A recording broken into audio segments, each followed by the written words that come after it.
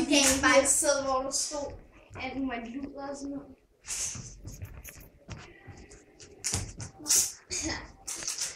Ja, så kan I godt vågne op alle sammen. For nu har I fri, tror I da. Så I skal huske at lave jeres lektier. Og dem er der mange af. God fornøjelse.